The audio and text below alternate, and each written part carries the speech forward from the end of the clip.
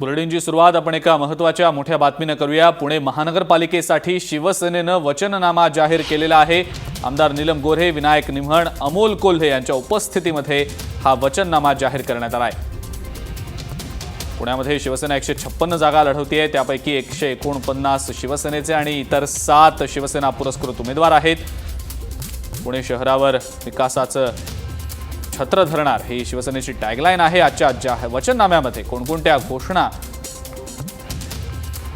करण्यात आलेल्या आहेत त्यावर एक नजर टाकूया। पुण्यातल्या जुन्या वाड्यांचा पुनर्विकास करणार आणि यासोबतच PMPLचा प्रवास मोफत होणार या काही महत्त्वाच्या आश्वासनांची खैरात या वचननाम्यामध्ये करण्यात आलेली आहे। पाणीपट्टीमध्ये वाढ करणार नाही, मेट्रोचं काम लवकर पूर्ण करणार, झोपडपट्टीवासियांचं सेवा शुल्क माफ करणार, झोपडपट्टी पुनर्विकासासाठी SPV कंपनीची स्थापना करणार अशी काही आश्वासनं शिवसेनेनं या वचननाम्यामध्ये दिलेली आहेत। पुणे महानगरपालिका निवडणुकीसाठी शिवसेनेनं आपला वचननामा आज जाहीर केलेला आहे। शिवसेनेचे आमदार नीलम गोऱ्हे, विनायक निमहण आणि अमोल कोल्हे यांच्या उपस्थितीमध्ये शिवसेनेनं पुणे महानगरपालिका निवडणुकीसाठी आपला वचननामा जाहीर केलेला आहे।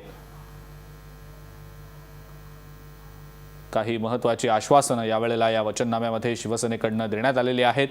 झोपडपट्टी वासियांचं सेवा शुल्क माफ करणार, पाणीपट्टीमध्ये कोणत्याही प्रकारची वाढ होणार नाही, पुणे मेट्रोचं काम लवकरात लवकर पूर्ण करणार अशी काही आश्वासनं या वचननाम्यामध्ये देण्यात आलेली आहेत। अधिक माहिती या संदर्भातली आपण जाणून घेऊया। रिपोर्टर अश्विनी सातव-डोके आहे सध्या आपल्यासोबत फोन लाईनवरनं। अश्विनी, काही महत्त्वाच्या आश्वासनांची खैरात यावेळेला शिवसेनेनं आपल्या वचननाम्यामध्ये केलेली आहे, काय नेमकं त्याबद्दल सांगताय? अजिंक्य, शिवसेना याला आश्वासन म्हणत नाहीये तर आम्ही वचनबद्ध आहोत, वचन देतोय असं म्हणते आणि त्यांची टॅगलाईन जी वापरलेली आहे यावेळेस पुणे शिवसेनेनं ते आम्हीच करू शकतो ही टॅगलाईन शिवसेनेनं घेतलेली आहे। त्याच्यामध्ये महत्त्वाची आश्वासनं जर आपण पाहिलं तर पुणे शहरातला झोपडपट्टी विकासाचा जो प्रश्न आहे, त्याचबरोबर सार्वजनिक वाहतुकीचा जो प्रश्न आहे, येत्या 5 वर्षामध्ये टप्प्याटप्प्याने सार्वजनिक वाहतूक PMPL जी आहे ती मोफत करणार हे वचन जे आहे ते शिवसेनेनं दिलेले आहे। त्याचबरोबर सॅटेलाइट टाउनशिप जी आहे त्या निर्मितीसाठी प्रयत्न करणार, करवाढ कुठल्याही प्रकारची लादणार नाही आणि ही करवाढ न लादता महसूल वाढीसाठी प्रयत्न करणार असल्याचं वचन जे आहे ते शिवसेनेनं आपल्या वचननाम्यामध्ये दिलेलं आहे। त्याचबरोबर सगळ्यात महत्त्वाचं आपल्याला असं म्हणता येईल की पुण्याच्या वाढीव पाणीपट्टीचा जो प्रश्न आहे तर पाणीपट्टीमध्ये कुठलीही वाढ जी आहे ती केली जाणार नाही। DPचा प्रश्न आहे तर DP येत्या 5 वर्षांमध्ये कसा 100% पूर्ण करता येईल। मेट्रोचा प्रश्न की मेट्रोवरनं आपण पुण्यामध्ये अनेक राजकारण जे आहे ते रंगलेलं पाहतोय आणि यामध्ये की मेट्रो लवकरात लवकर पूर्ण व्हावी, झोपडपट्टी पुनर्वसनाचे जे प्रकल्प आहेत ते पूर्ण व्हावेत यासाठी SPV कंपनीची जी स्थापना ती करणार। बहुतांश योजना ज्या आहेत त्या खासगी सहभागातनं पूर्ण करणार असल्याचं शिवसेनेनं आपल्या वचननाम्यामध्ये म्हटलेलं आहे, कारण की या सगळ्या ह्याला निधीची गरज पडणार आहे।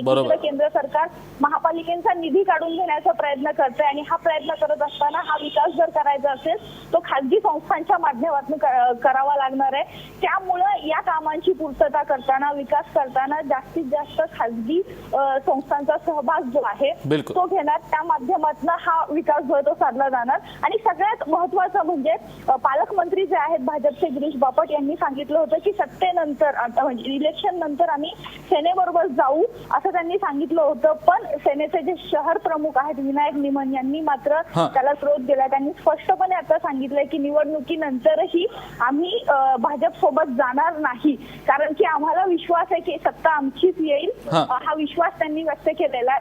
म्हणून सेनेबरोबर आम्ही भाजप सोबत आम्ही जाणार नाही असं शहर प्रमुखांनी आता सांगितलेलं आहे। बिलकुल अश्विनी, थँक्यू, तू जी सविस्तर माहिती दिलीस त्याबद्दल।